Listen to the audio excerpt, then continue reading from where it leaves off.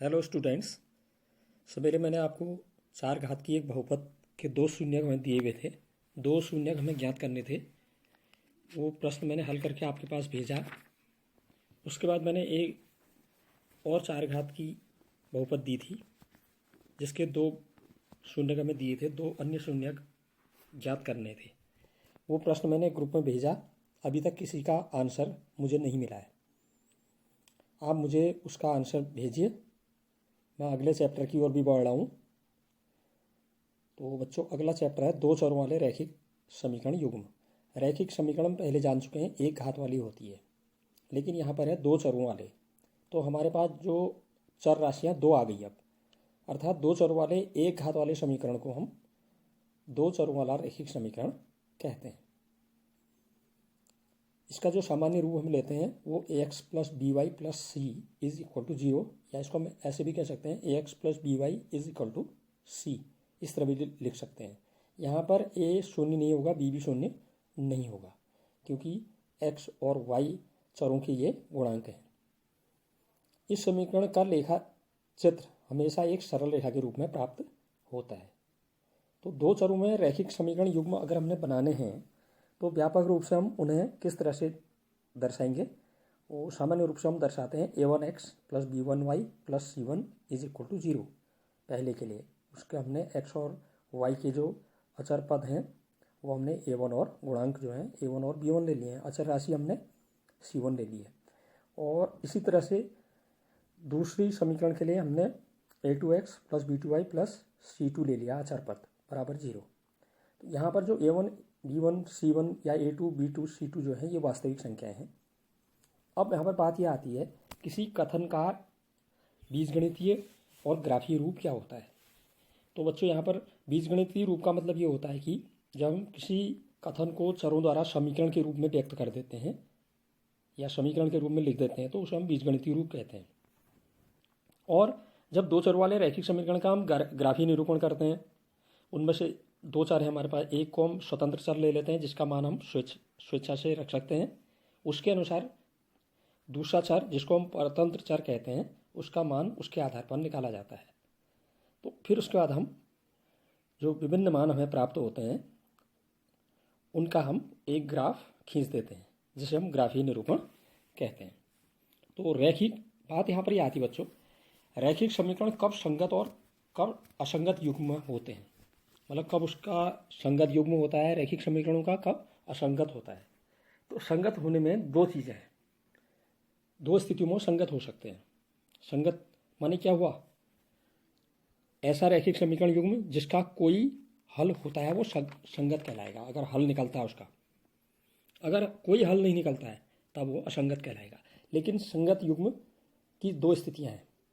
पहली स्थिति में बता रहा हूँ आपको, अगर a1/a2 बराबर नहीं है b1/b2, इतनी शर्त है। a1 a2 जानते हैं आप, x के गुणांक हैं दोनों समीकरणों में, और b1 b2 y के गुणांक हैं दोनों समीकरणों में। तो अगर a1/a2 का मान अलग और b1/b2 का मान अलग आता है तो हम कहते हैं कि रेखा युग्म जो है संगत होगा और उसका केवल एक ही हल होगा, एक अद्वितीय हल आएगा इनका। अर्थात अगर हम उसको ग्राफ जब खींचेंगे इनका, तो इनकी ग्राफ जब हम खींचने पर ये दोनों रेखाएं एक दूसरे को एक बिंदु पर प्रतिच्छेद करेंगी। दूसरी स्थिति संगत युग्म में जब a1/a2 का मान और b1/b2 का मान और c1/c2 का मान बराबर आ जाता है, तब भी हम कहते हैं कि समीकरण युग्म संगत है। लेकिन ऐसी स्थिति में एक हल नहीं होगा, अपरिमित रूप से अनेक हल निकलेंगे।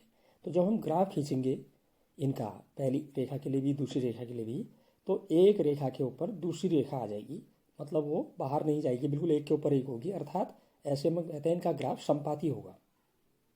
असंगत युग्म मैंने बताया आपको अभी, जब कोई हल नहीं होता है तो उसके लिए शर्त होती है a1/a2 का मान तो b1/b2 के बराबर होगा, लेकिन उनका मान c1/c2 के बराबर नहीं होगा। तो ऐसी स्थिति जब भी आएगी समीकरण युग्म असंगत होगा तथा कोई हल समीकरण युग्म का नहीं होगा। जब हम ग्राफ खींचेंगे ऐसी रेखाओं का तो दोनों रेखाएं एक दूसरे के समांतर आएंगी, बराबर दूरी पर आएंगी, कहीं प्रतिच्छेद भी नहीं करेंगी, संपाती भी नहीं होंगी, तो कोई हल इनका नहीं होगा। तो बच्चों, इसी आधार पर मैं प्रश्नावली 3.1 में पहले प्रश्न पर आ रहा हूँ। इस प्रश्न में ये कहा गया है कि हमें कुछ कथन दिए हुए हैं, उस कथन के आधार पर उनको बीजगणितीय रूप में और दूसरा ज्यामितीय रूप में ग्राफ के रूप में उनको दर्शाना है। कैसे हम उन्हें व्यक्त करेंगे, ये प्रश्न है पहला। आफताब अपनी पुत्री से कहता है, इन्वर्टेड कॉमास के अंदर लिखा हुआ है, 7 वर्ष पूर्व में तुमसे 7 गुनी आयु का था। फिर आगे कहता है, अब से 3 वर्ष बाद मैं तुमसे केवल 3 गुनी आयु का रह जाऊंगा। इस स्थिति को बीजगणितीय रूप में और ग्राफीय रूप में व्यक्त कीजिए, ये सवाल है। तो बच्चों यहाँ पर पहले हम अभी की आयु हमें मालूम नहीं है, उनकी वर्तमान आयु, तो वो दोनों की हम आफताब की भी वर्तमान आयु और उसकी पुत्री की भी वर्तमान आयु मान लेंगे 2 चर राशियों में।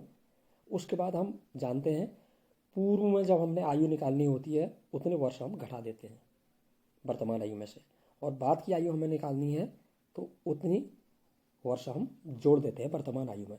तो मैं इसका हल बता रहा हूँ।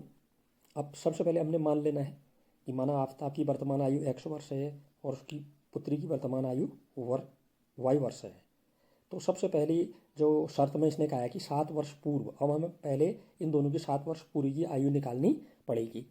7 वर्ष पूर्व आफताब की आयु बराबर अभी की आयु कितनी है, x माइनस 7, पूर्व में निकालने के लिए माइनस कर देंगे, x माइनस 7 वर्ष, और 7 वर्ष पूर्व उसकी पुत्री की आयु कितनी होगी, वर्तमान आयु y मानी है तो y माइनस 7 वर्ष।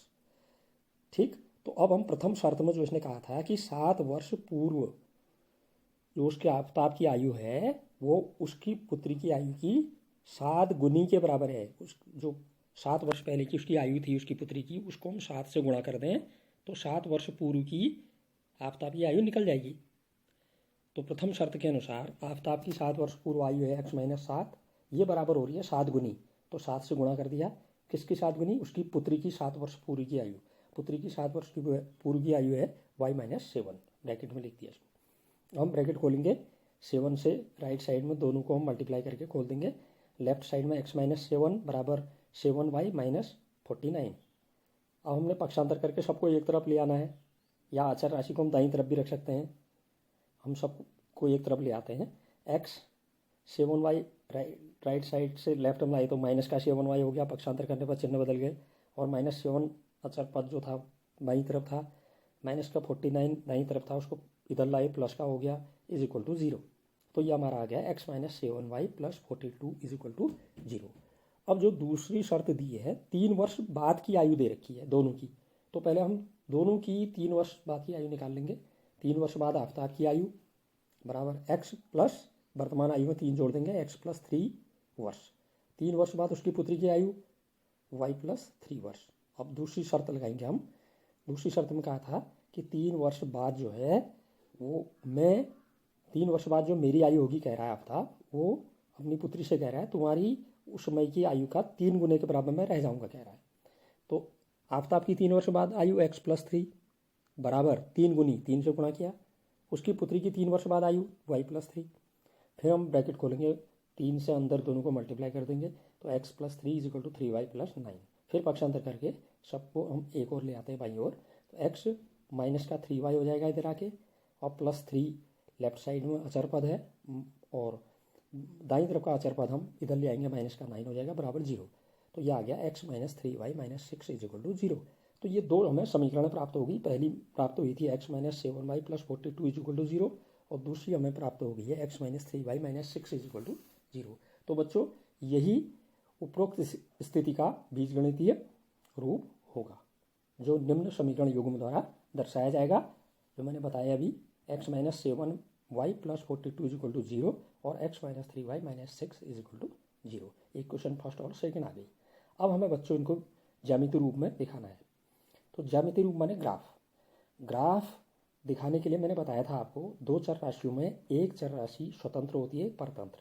स्वतंत्र चर राशि जो लेते हैं हम उसके मान हम स्वेच्छा से रख सकते हैं अपने मन से, उसके अनुसार हम दूसरी परतंत्र जो राशि है उसका मान निकालते हैं, तो हमें कुछ बिंदु प्राप्त होते हैं। उन बिंदुओं को हम लेखा चित्र में या ग्राफ में ड्रॉ कर देते हैं, प्लॉट कर देते हैं, आलेखित कर देते हैं, तो हमें एक रेखा प्राप्त होती है।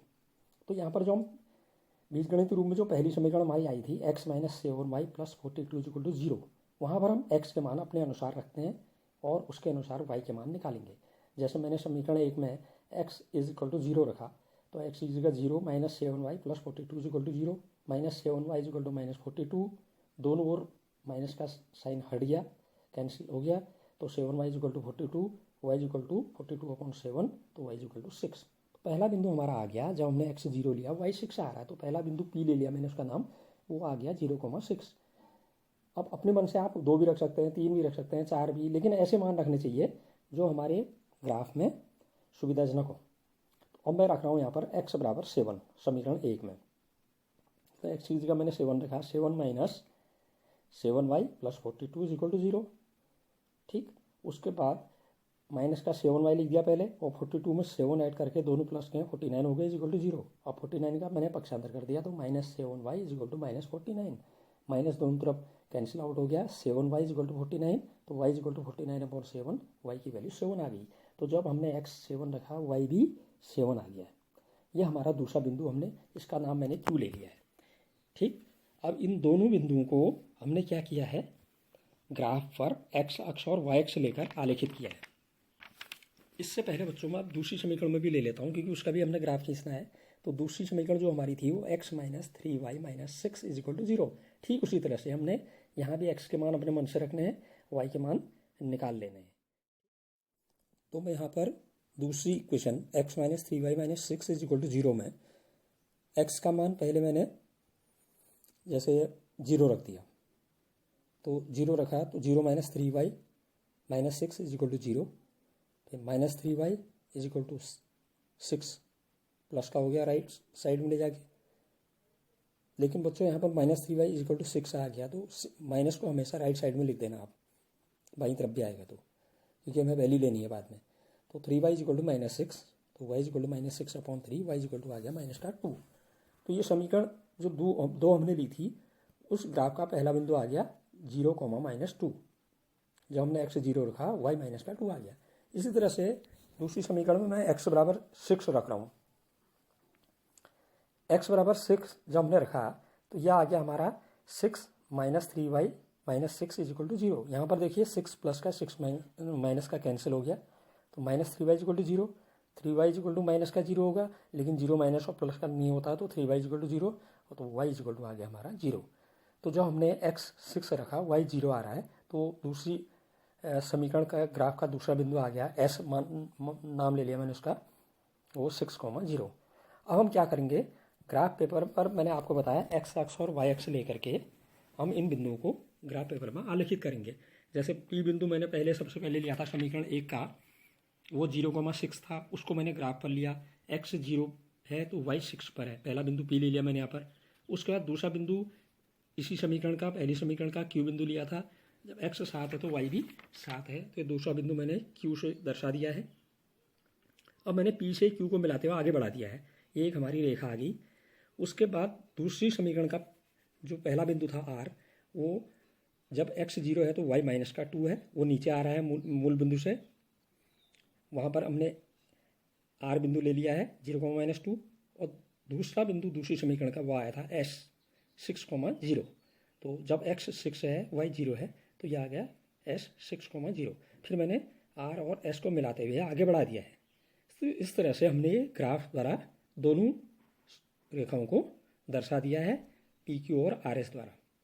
यही इस स्थिति का ज्यामितीय निरूपण होगा। बच्चों, अब अपनी प्रश्नावली का अगला प्रश्न आप स्वयं हल करके और ग्राफ खींच के देखिए एक बार, फिर मैं उसके बाद आपका जो होमवर्क है मैंने पहले भी दिया हुआ है, वो आप इसमें शेयर कीजिए ग्रुप में, मैं उसे देखूंगा। ठीक।